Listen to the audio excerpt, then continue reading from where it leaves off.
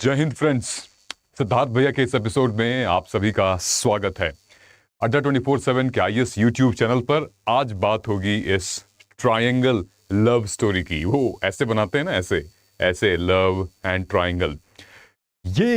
ये स्टोरी आज हमारे इस प्लेटफॉर्म पे मैं क्यों कवर कर रहा हूं, इसमें बड़े सारे मैसेज छुपे हुए हैं। एक तो लाइफ लेसन है, दूसरा हम जिस डोमेन में आपको सिखाते हैं एसडीएम बनना, डीएम बनना, यूपीएससी क्रैक करना, पीसीएस क्रैक करना, उससे रिलेटेड भी कहीं ना कहीं एक बहुत बड़ा मैसेज है। ये जो ट्रायंगल लव स्टोरी आप देख रहे हैं, अब तक तो आप अपना डिसीजन भी बना चुके होंगे, क्योंकि पिछले 7-8-10 दिनों से ये one of the most trending viral videos में से एक है। मामला बहुत तूल पकड़ लिया है and it is one of the most viral videos अभी तक। लेकिन ये जो वीडियो है, इसमें मैं कुछ अलग मैसेज आपको बताने की कोशिश करूंगा। वीडियो 5 मिनट थोड़ा सा लंबा हो जाएगा, लेकिन आपको बहुत समझ में आ जाएगा, मतलब एक क्लियर मैसेज समझ में आ जाएगा, जीवन का एक एक एक मैसेज समझ में आ जाएगा। इसको हम अपने एथिक्स की भाषा में केस स्टडी भी कहते हैं, है ना, एक लाइफ लेसन भी कहते हैं। यूपीएससी के लिए जीएस4 का और पीसीएस के लिए भी जीएस4 का जो नीति शास्त्र का पेपर है, एथिक्स का पेपर है, उसके तहत हम बात करेंगे, है ना। क्या है पूरा का पूरा मामला? हर तरफ खबरें हैं, हर तरफ शोर हो रहा है। सोशल मीडिया ने एक तरीके से जिस तरीके से इनका पक्ष लिया है, मौर्य जी का, मिस्टर मौर्य का जो पक्ष ले रखा है, वो यही दर्शाता है कि पूरा सोशल मीडिया, पूरी जनता जो है वो इनके भावनाओं से सहमत है और इनके विपरीत है जो इन्होंने किया है। ठीक है, जो भी हमारे नए ऑडियंस हैं उनको बस मैं ये बताना चाहता हूं कि इनके पीछे कहानी क्या है। देखिए, ये जरूरी नहीं कि एक कामयाब आदमी के पीछे औरत का हाथ हो। बिल्कुल, एक कामयाब आदमी के पीछे औरत का हाथ होता है, लेकिन इसका विपरीत भी है। एक कामयाब औरत के पीछे भी एक बहुत मेहनती आदमी का हाथ होता है ना। इस वीडियो में हम दोनों पक्षों के बारे में बात करेंगे। तो यही मैंने यहां पे लिखा हुआ, एक कामयाब औरत के पीछे आदमी का हाथ होता है। महिला एसडीएम की क्या मुश्किलें बढ़ गई हैं। मीडिया में, न्यूज़पेपर में, हर जगह यह आया है कि कमांडेंट और एसडीएम के अवैध संबंध पाए गए। आरोपों के बीच इनके पति जो हैं वो इस बात का डर है और पुलिस जो है ये मामला दर्ज नहीं कर रही है। पूरा मसला क्या है, पूरा मामला क्या है? कई तरफ दहेज के उत्पीड़न का आरोप लगाया जा रहा है, कई तरफ ये लगाया जा रहा है कि ये महिला जो हैं वो करप्ट भी हैं, बहुत सारे घूस लेती हैं, अवैध पैसा है, पीसीएस स्टॉप कर दिया है। एक तरफ ये आरोप लगाया जाता है कि जो आदमी है वो झूठा है, शादी के टाइम से ही झूठा है। एक तरफ ये आरोप लगाया जा रहा है कि ये जो आदमी है वो इर्रेस्पॉन्सिबल है, कोई जिम्मेदारी नहीं है, तलाक चाहिए मुझे इससे। उस तरफ दूसरा जो आदमी है, इनका हस्बैंड है, उनका ये कहना है कि ये पहले बहुत अच्छी थी, लेकिन 2020 के बाद से वो न जाने क्या हो गया है। तो वो 2020 क्या है लाइफ में, 2020 के बाद इनके क्या हुआ है, कैसे पीसीएस बनी, कैसे इनकी शादी हुई, वो सब हम डिस्कस करेंगे। तो एक कहानी के रूप में आप थोड़ा सुनिएगा, लेकिन उससे पहले ये देख लीजिए कि किस तरीके की भावनाएं सोशल मीडिया के द्वारा आ रही है। अफेयर और रिश्वत के आरोपों में घिर गई पीसीएस ऑफिसर ज्योति मौर्य, उनकी सफाई कर्मी 50 लाख की दहेज की मांग इनके पति कर रहे हैं, ऐसा आरोप है। ज्योति मौर्य के हस्बैंड और इन लॉ डाउरी के क्लेम कर रहे हैं। ज्योति मौर्य अपने पीसीएस बनने का श्रेय अपने हस्बैंड और फादर इन लॉ को दे रही हैं। तो कई तरीके की बातें आ रही हैं, लेकिन आइए पहले देखते हैं कि रियल कहानी क्या है। ओरिजिनल स्टोरी सुनते हैं, उसके बाद फिर आप अपना कमेंट जरूर करके बताइएगा। उससे पहले दोस्तों, बनिए यूपीएससी एस्पिरेंट, बनिए यूपीएससी टॉपर। जय हिंद नाम का कोड मैं आपको बता रहा हूं, इसको यूज करिए। हम एथिक्स पढ़ाएंगे आपको, सब चीज तो पढ़ाएंगे, एथिक्स भी पढ़ाएंगे, नीति शास्त्र पढ़ाएंगे कि भाई रिस्पॉन्सिबिलिटी सिर्फ यूपीएससी या पीसीएस क्रैक करने के बाद नहीं खत्म हो जाती है। आपकी तो जीवन की सबसे बड़ी रिस्पॉन्सिबिलिटी तब आती है जब आप एक इस आधिकारिक तौर पर आप एक अधिकारी बनते हो और आपकी सोशल रिस्पॉन्सिबिलिटी बहुत होती है। समाज के प्रति, सरकार के प्रति और आपके परिवार के प्रति जो जिम्मेदारियां हैं वो बहुत बढ़ जाती हैं। तो आपके इन छोटे मोटे हरकतों से कितना आपको नुकसान होगा, समाज को, आपके परिवार को और सरकार को कितना नुकसान होगा, ये आप सोच भी नहीं सकते हैं। इसके लिए हमने रॉब को बैच को लॉन्च किया है। यहां पर अच्छी बातें होंगी यार, हम लोग केस स्टडी पढ़ाएंगे, है ना। ये जो इंसिडेंट है वो एथिक्स का केस स्टडी है। केस स्टडी को हम समझते हुए हम आगे बढ़ेंगे और आपको क्या करना है, इसको एनरोल करना है। लवासना का ये टिकट है। अगर आपको मेरी बातें अच्छी लगेंगी तो नीचे कमेंट सेक्शन में मैंने एक फॉर्म भरा है, फॉर्म फिल करिए। वहां पे काउंसलिंग करवाता हूं मैं, वहां पे बातें होती हैं, वहां पर यूपीएससी के कौन से कोर्स आपको लेना है, अगर आप कंफ्यूजन है तो वहां पे होता है। तो डिस्क्रिप्शन बॉक्स में कमेंट सेक्शन में फॉर्म है, फॉर्म को फिल कर दीजिएगा, ठीक है। अब हम चलते हैं सबसे पहले यहां पर, ये पूरा किस्सा हम समझते हैं है क्या, हुआ क्या, ठीक है। सबसे पहले हम आते हैं यहां पे इनके और इनके रिश्ते के बारे में, ठीक है। ये है पूरा लव ट्रायंगल। ये हैं अंजू मौर्य, ये आलोक मौर्य, और ये हैं जो जिनकी वजह से पूरा मामला ही डिस्टर्ब हो गया है, ये हैं मनीष दुबे। मनीष दुबे जो कि होम गार्ड के कमांडेंट है, जिनकी पोस्टिंग गाजियाबाद में थी। ये हैं अंजू मौर्य, सॉरी ज्योति मौर्य। ज्योति मौर्य और ये इनके जो हस्बैंड हैं, 2008 में मुलाकात हुई। 2008 में यूपी गवर्नमेंट एक स्कीम लेकर आई थी कि यार बात करो, मतलब उस टाइम पे फोन वोन का तो बहुत ज्यादा डिमांड में हो रही थी, बात करने का टॉक टाइम वगैरह बहुत सारे चल रहा था। तो ऐसी स्कीम आई जहां से ये लोग 24 घंटे में लगभग 12, 13, 14, 15 घंटे बात किया करते थे। ज्योति मौर्य जो है वो आलोक मौर्य के मामा के मौसी की लड़की है, मतलब कि दूर रिश्तेदार, एक्सटेंडेड फैमिली की में बेटी। तो इनसे इनका बात करना शुरू हुआ, तो काफी लंबी बातचीत होती थी। बातचीत होते होते इन्होंने पूछा तुम क्या करते हो। इन्होंने बताया कि मैं सिविल सर्विसेज की तैयारी कर रहा हूं, मैं पीसीएस की तैयारी, लोअर पीसीएस की तैयारी कर रहा हूं कि कहीं मेरा वीडियो में, बीडीओ में, पंचायती राज में कहीं पे हो जाए तो ठीक है। ये कहती हैं क्या बात है, बहुत अच्छी बात है। और ये एक बहुत ज्यादा गरीब घर से है, मतलब ये लगा लीजिए कि दाल चावल के अलावा घर में एक आध महीने तक कुछ नहीं बनता था, वो सिचुएशन थी। काफी गरीब घर से थी। इन लोगों के बीच में बात हुई। बात होने के बाद 2009 में इन लोगों में मतलब मोहब्बत पनपी, ठीक है। कबूलनामा हुआ कि हाँ मोहब्बत है, मोहब्बत है। और इन्होंने कहा कि चलो शादी करते हैं। अब इस मोहब्बत को एक रिश्ते का नाम देते हैं और हम पति पत्नी बनना चाहते हैं, तो शादी कर लेते हैं। शादी इनकी हो जाती है 2010 में। जब 2010 में शादी होती है, शादी होने से पहले आलोक का ये कहना है कि इन्होंने कहा था कि शादी के कार्ड पे, इनका कहना था कि आप शादी के कार्ड पे मत लिखवाना कि आप सफाई कर्मी हैं। तो बेसिकली 2009 में ये सफाई कर्मी यानी कि ग्रेड 4, जो ग्रेड 4 जॉब होती है यूपी लोअर पीसीएस की, वो ग्रेड 4 में इनका सिलेक्शन हो गया था और ये बन गए थे सफाई कर्मी वहां पर। सफाई कर्मी बनने के बाद उससे पहले भी इन्होंने कई सारे इंटरव्यूज भी दिए हैं, लोअर पीसीएस के, नहीं हुआ है। बहरहाल सफाई कर्मी बन चुके हैं। इनका कहना है कि चलो कम से कम सरकारी नौकरी मिली तो सही, कुछ नहीं तो कुछ अच्छा है, बहुत बढ़िया है, लेकिन शादी के कार्ड पे तुम वीडियो लिखवाना, यानी कि विलेज डेवलपमेंट ऑफिसर, ग्राम पंचायत अधिकारी लिखवाना आप, ठीक है, जो कि पंचायती राज में बहुत इंपॉर्टेंट रोल प्ले करते हैं। जो कि मनरेगा वाली स्कीम जो होती है, या फिर स्वच्छ भारत अभियान जो होती है, जॉब कार्ड्स बनवाना होता है, पेड़ों की नीलामी करना होता है, कुआं बनवाना होता है, मनरेगा के सारे वर्कर्स, वो होता है वीडियो। इन्होंने बताया कि तुम पुलिस सफाई कर्मी मत लिखवाना, मेरी बहुत बेइज्जती होगी। तो आलोक ने शादी के कार्ड पे क्या लिखवाया है, वीडियो लिखवाया है, ठीक भाई।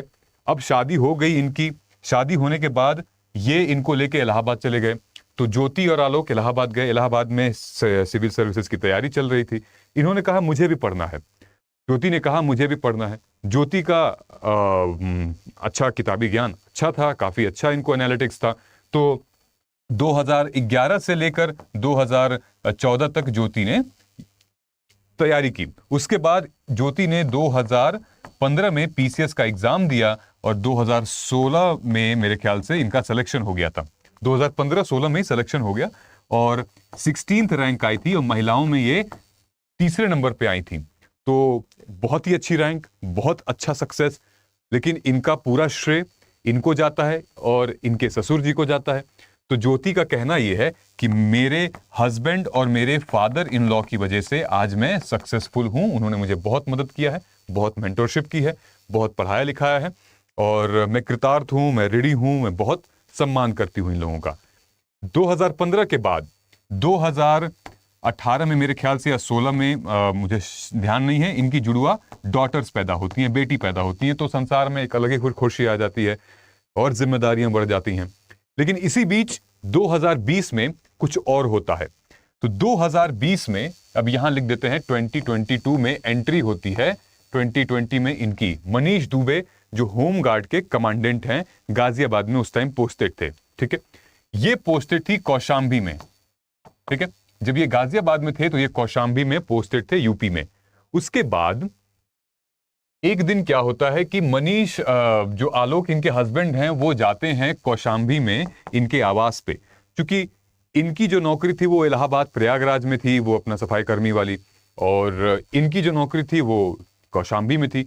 तो हफ्ते में 2 ही दिन, एक दिन मिलता था, ये आते थे इनके आवास पे मिलने। डेफिनेटली वो हर 2 वर्किंग पर्सन के बीच में होगा। ये आए इनके आवास पे, बच्चे खेल रहे थे, ठीक है। बच्चे खेले और बहुत खुश था माहौल, सब बिल्कुल पारिवारिक जीवन, पत्नीव्रता चल रहा था। बच्चों से इन्होंने मोबाइल मांगा। तो 2020-21 में बच्चों से इन्होंने मोबाइल मांगा, बच्चे खेल रहे थे, मोबाइल लिया इन्होंने और बोला कि मुझे कॉल करनी है। वहां पे ये मैडम मौजूद नहीं थी, तब तक मोबाइल लिया और मोबाइल को नेटवर्क ऑन कर दिया। जैसे मोबाइल का नेटवर्क ऑन किया, बड़े सारे मैसेजेस आ गए। वो सारे पर्सनल मैसेजेस थे, कुछ लव यू का था, कुछ कब उठ रही हो, कब जग रहे हो, कब आ रहे हो, कब जा रहे हो, सबका मैसेज था। तो किसी का भी दिमाग जो है वो बिल्कुल मतलब भड़क जाएगा और अपना आपा खो देगा, कंट्रोल खो देगा। इन्होंने पूछा इनसे ये सब क्या है। इन्होंने कहा कुछ नहीं, बस एक सिर्फ दोस्त है, ऐसे ऐसे बातें चलती हैं, ठीक है। तो काफ़ी मामला तूल ले लिया यार, काफ़ी ज़्यादा मामला गर्म हो गया इनके बीच में। इन्होंने क्या किया कि गुस्से के मारे अब इनका नंबर ब्लॉक कर दिया, ज्योति का 10 दिन ब्लॉक कर दिया। अब उस 10 दिन के अराउंड जब ये इनसे बात नहीं कही तो इनको भी गुस्सा आ गया। इनको जब गुस्सा आ गया तो शायद खबरें ये आ रही हैं कि कुछ संबंध बनाने की खबरें आ रही हैं। जब ये फिर ब्लॉक करने के बाद अचानक ये घर पहुंचे कौशाम्बी में बिना इनको बताए, तो किसी आपत्तिजनक हालत में देखा, मतलब जो कमांडेंट थे उनके साथ इनको देख लिया इनके ही आवास पे, तो और भड़क गए ये, बस मामला एकदम गर्मा गए। तो फिर 2022 में इन्होंने कहा कि अब हम तुम्हारे खिलाफ कंप्लेन करेंगे, मतलब इन्होंने कहा, इनके हस्बैंड ने। तो पुलिस जो है वो जल्दी कंप्लेन लेने को तैयार नहीं थी, क्योंकि भाई ये एसडीएम थी, ठीक है। अब कंप्लेन कहाँ होगी, कंप्लेन जहां पे कार्रवाई हो रही है, जहां पे किस्सा हुआ है वहीं होगी ना। तो सबसे पहले भाई धुम्मनगंज पुलिस थाना में प्रयागराज में कंप्लेन हुई। कंप्लेन होने के बाद जल्दी पुलिस वाले ले नहीं रहे थे और धीरे धीरे मामला 2023 में आ गया। तो आप समझ सकते हैं, क्योंकि ये एसडीएम बन चुकी थी और इनके जो प्रेमी थे वो भी कमांडेंट थे, दोनों पावरफुल व्यक्ति हैं। ये पुलिस में खुद थे, पुलिस में अपने आप भी अलग रौब होता है और लोकल स्तर पे काफी होल्ड होती है। ये क्या किया, इनका भी पकड़ अच्छा था भाई, है ना। तो मामला लेट हो गया और लेट होते होते इनका दिमाग खराब हो गया। दिमाग खराब होते होते फाइनली इन्होंने कंप्लेन को फाइल कर दी। और जैसे ही इन्होंने कंप्लेन फाइल की कि मेरी पत्नी ऐसी है, इस तरीके से सब मामला चल रहा है, ये साक्ष्य हैं, ये केसेस हैं, इन्होंने क्या किया, ये पेपर ऊपर लेके पूरा डिटेल में लेके आया। इन्होंने कहा मैंने बचपन से पढ़ाया है, जैसे सूर्यवंशी मूवी थी, अमिताभ बच्चन ने अपने पत्नी को किस तरीके से मेहनत करके एक कलेक्टर बनाता है, इसमें वो 2.0 एक तरीके से आ गया, कलयुग वाला सिस्टम आ गया है कि पढ़ाता तो है ये, लेकिन पत्नी किसी और के साथ वो एक्स्ट्रा मैरिटल अफेयर कर लेती है। हैरान करने वाली बात इसमें ये है, इस पूरे किस्से में ये जो शख्स है, ये मनीष दुबे जी हैं, ये कमांडेंट साहब, ये भी शादीशुदा हैं। इनकी वाइफ को जब पता चला कि मनीष दुबे का चक्कर इनसे चल रहा है एसडीएम से, तो उनसे रहा नहीं गया। उन्होंने कंप्लेंट फाइल कर दी, एक्स डीजी के सामने पूछा और उन्होंने भी इसके खिलाफ कंप्लेंट फाइल कर दी। जब कंप्लेंट फाइल करी इनकी वाइफ ने इनके खिलाफ, तो ये पता चला कि इनका लगभग 14 महीने, 18 महीने और लगभग 1 साल पहले के 3 ऐसे आरोप थे जो कि महिलाओं ने लगाए थे इनके ऊपर, कि ये गलत कामों के आरोप थे, कि ये जबरदस्ती परेशान कर रहे हैं। इनकी बीवी कहती है कि तो फिर मैं चौथी हुई और ये लड़की जो है वो 5वीं हुई। तो इनका भी एक अलग सीन था कि ये कैरेक्टरलेस माने जा रहे हैं, कि इस तरीके से मामला हो रहा है। इनको शंटिंग पे भेज दिया है योगी सरकार ने। ये कहाँ पे थे, गाजियाबाद में थे, और मेरे ख्याल से अब पता नहीं कौन सी जगह है, एम से नाम है, आप जरूर, आपको पता होगा, कमेंट करके बता दीजिएगा। इनको भेज दिया गया वहां पे। अब मसला यहां पर आ गया है। अब ज्योति कह रही हैं ये व्यक्ति जो है उसने धोखा किया है मेरे साथ। धोखा क्या किया है, ये व्यक्ति सफाई कर्मी था, इसने मुझे बताया कि ये वीडियो है और इसने शादी के टाइम से झूठ बोला है। और पहले कहानी क्या थी? पहले कहानी ये थी कि इन्होंने ही बोला था इनको कि तुम शादी के कार्ड पे मत लिखवाना क्योंकि बेइज्जती होगी। अब वो क्या असली मामला है वो अब आप डिसाइड करिएगा, आप जानिएगा। अब ज्योति का कहना है कि ये अब हमसे मांग रहे हैं दहेज, 50 लाख रुपए मांग रहे हैं, फॉर्च्यूनर गाड़ी मांग रहे हैं। ये अब इनका रवैया बेकार हो गया है, ठीक है। अब बताइए कि आपके पास पूरा ही तथ्य मैंने रख दिया है, सब कुछ मैंने रख दिया है, ठीक है। अब सोशल मीडिया का जो रिएक्शन यही आ रहा है कि रिएक्शन इधर ज्यादा आ रहा है। सोशल मीडिया ये कह रही है कि जब इतने सालों बाद आपने दहेज का मामला क्यों उठाया, इतने सालों बाद, शादी के लगभग 2010 से आज 13 साल हो चुके हैं, आप दहेज का मामला क्यों उठाई हैं? जब आपको पता है, जब आपने ही कहा था कि आपके एसडीएम बनने के सक्सेस में आपके पति का हाथ है, आपके ससुर का हाथ है, तो अब क्यों कह रही हैं आप? तो बहुत बड़े सारे इन पे भी मतलब सवाल के घेरे में ये भी हैं। साथ ही साथ ये और गुस्सा आ गए तो इन्होंने क्या किया कि ये पर्चा चिट्ठा पूरा निकाल लिया, जनवरी 2021 का पूरा निकाल के ये बैठ गए कि मेरी जो ये पत्नी हैं जो गलत काम की हैं वो करप्ट हैं और इतने कम समय में वो करोड़पति बन चुकी हैं, यहाँ इसका हिसाब है। इन्होंने पूरा पर्चा चिट्ठा निकाल लिया। ये है उन लोगों की फोटो शादी के टाइम की, ठीक है। अब देखते हैं मसला आगे क्या गर्म लेता है, लेकिन मैं आप सभी से यहाँ लेसन्स के बारे में बात करने आया हूं। अगर आप मेरे साथ यहां तक बने हुए हैं तो शायद आप एक लेसन लेके यहां से जाएंगे। लेसन देखिए दोस्तों, जरूरी नहीं कि एक आदमी के पीछे औरत का हाथ होता है सक्सेसफुल में। एक आदमी को बिगाड़ने में भी कहीं ना कहीं औरत का भी हाथ होता है, लेकिन एक औरत को इस कहानी से यह पता चलता है सक्सेसफुल बनाने के लिए कहीं ना कहीं इस आदमी का बहुत बड़ा हाथ रहा है। खुद नहीं बन पाया एसडीएम, खुद नहीं बन पाया यूपीएससी टॉपर, लेकिन अपने वाइफ को बना दिया। ये बिल्कुल सूर्यवंशी वाली जो कहानी है, इनकी वाइफ बन चुकी हैं, ठीक है। दूसरा मामला ये आता है, दूसरा मामला कि हम कितने भी बड़े आदमी बन जाएं, हम कितने भी ऊंची पोजीशन हमारे पास आ जाए, लेकिन हम कभी भी उन लोगों को नहीं भूलेंगे जो हमारे बुरे वक्त में हमारे साथ दिया करते थे। सबसे बड़ी चीज पता है क्या है? ये मामला उठता नहीं अगर ये नॉर्मल महिला होती, तो कोई सरकारी छोटी मोटी कर्मचारी होती तो ये मामला उठता ही नहीं, क्योंकि ये है एसडीएम, ये है सब डिविजनल मैजिस्ट्रेट। आगे जाके ये डीएम बनेंगी, आगे जाके ऊपर सचिव भी बन सकती हैं और स्टेट में काम कर सकती हैं ये, ठीक है। मतलब कि लोकतंत्र में, बिल्कुल ऑफिस में योगी जी के साथ। तो एसडीएम है ये, इसलिए ये मामला इतना ज्यादा उलझ रहा है, क्योंकि ऑलरेडी एक सोशल रिस्पॉन्सिबिलिटी है। जब आप एग्जामिनेशन पास करते हो तो आपको लगता है कि सब कुछ आसान है। नहीं, जैसे ही आप एग्जामिनेशन पास करते हो और पोजीशन पे साइन करते हो, गद्दी पे बैठते हो, वहीं से आपकी सोशल रिस्पॉन्सिबिलिटी, फैमिली रिस्पॉन्सिबिलिटी और जो गवर्नमेंट रिस्पॉन्सिबिलिटी है वो बढ़ जाती है।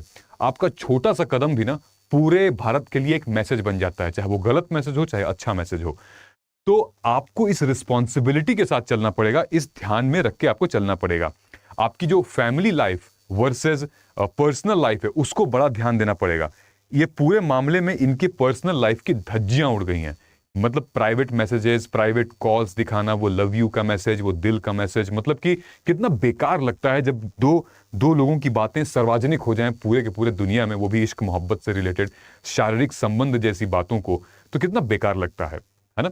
तो इस चीज से हमें सीख क्या मिलती है? हमें सीख यही मिलती है कि हम जिम्मेदारी पूर्वक, निष्ठा पूर्वक हम जो कर रहे हैं अपने एक्शंस को पहले सोचें समझें, और जब हम एक ऑलरेडी मैरिड लाइफ में जी रहे हैं तो हम एक्स्ट्रा मैरिटल अफेयर इस पद पे करना, मतलब कि ये पूरे देशवासियों का ध्यान आप पर केंद्रित हो जाएगा। सबसे important, last but not the least, हम लोग एथिक्स पढ़ते हैं जीएस पेपर 4 में, और अगर ये मामला कुछ आगे बढ़ता है, अगर ये गिल्टी पाई जाती हैं, तो एथिकल स्टैंडर्ड पर या फिर आगे जाकर शायद इनको वो प्रमोशन, वो बात, वो चीजें ना मिले। तो ये था पूरा का पूरा मामला। आप बनिए, एग्जाम क्रैक करिए, लेकिन ध्यान रखिए कि सिर्फ एग्जाम क्रैक करने के बाद आपकी जिम्मेदारी खत्म नहीं हो जाती, उसके बाद भी बहुत सारी चीजें होती हैं। कर्मा फॉलोज यू, है ना। तो सोच समझ के आप हमारे साथ जुड़ सकते हैं अड्डा 24/7 IAS के इस चैनल पर, और ये है मेरा कोड, यूज करिए ये कोड, मैक्सिमम डिस्काउंट आपको मिलेगा 80% का, और जुड़िए यूपीएससी और पीसीएस की तैयारी में, जहां पर आप कुछ ऐसी ही केस स्टडी के बारे में सुन सकते हैं, ऐसी बातें सुन सकते हैं। मिलते हैं हम लोग अगले वीडियो में, तब तक कमेंट सेक्शन में जरूर आइए और दस्तक दीजिए। कैसा लगा बताइएगा जरूर। जय हिंद, जय भारत, साइनिंग ऑफ।